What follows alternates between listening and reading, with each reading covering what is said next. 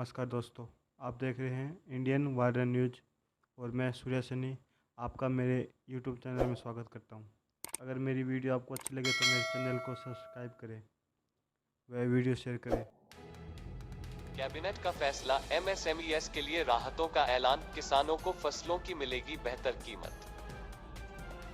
देश में जारी कोरोना संकट, कोरोना वायरस के बीच प्रधानमंत्री नरेंद्र मोदी की अध्यक्षता में कैबिनेट की बैठक हुई।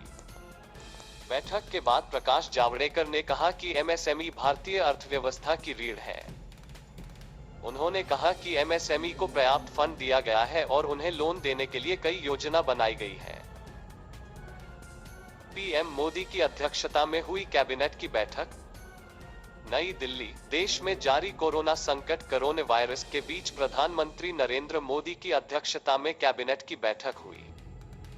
बैठक में एमएसएमईएस और किसानों के लिए कई अहम फैसले लिए गए। केंद्रीय मंत्री प्रकाश जावड़ेकर, नितिन गडकरी और नरेंद्र सिंह तोमर ने बैठक में लिए गए फैसलों की जानकारी दी। प्रकाश जावड़ेकर ने कहा कि एमएसएमई भारतीय अर्थव्यवस्था की रीढ़ है।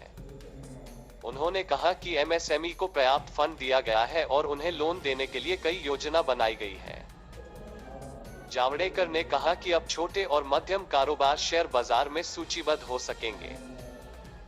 उन्होंने कहा कि एमएसएमई में नई नौकरियां आएंगी। जावड़ेकर ने कहा कि आज किसानों के लिए बड़े फैसले लिए गए हैं। किसानों की फसलों का न्यूनतम समर्थन मूल्य कुल लागत का 1.5 गुना रखा जाएगा। इसके साथ साथ सरकार ने खरीफ की 14 फसलों का न्यूनतम समर्थन मूल्य 50 से 83% तक बढ़ाया दिया है। जावड़ेकर ने कहा कि कैबिनेट के फैसले से देश के करोड़ों किसानों को फायदा होगा। उन्होंने कहा कि किसान अब जहां चाहेंगे अपनी फसल बेच सकेंगे। केंद्रीय मंत्री ने कहा कि गरीबों को लेकर सरकार संवेदनशील है।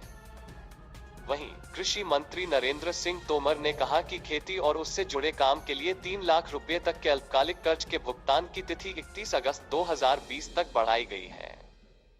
उन्होंने कहा कि स्वामीनाथन अय्यर जी की सिफारिश को पीएम मोदी के नेतृत्व में स्वीकार किया गया और अमल में लाया गया है।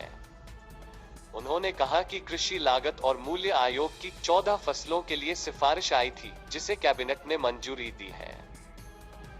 केंद्रीय मंत्री नितिन गडकरी ने कहा कि हमारे देश की जीडीपी में 29% योगदान एमएसएमई का होता है।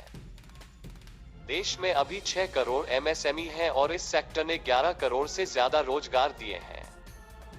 उन्होंने कहा कि 20,000 करोड़ रुपए का प्रावधान संकट में पड़े एमएसएमईएस के लिए किया गया है। इससे संकट में पड़े 2 लाख एमएसएमईएस को फायदा होगा। इसके साथ साथ 50,000 रुपए के इक्विटी का प्रस्ताव भी पहली बार आया है।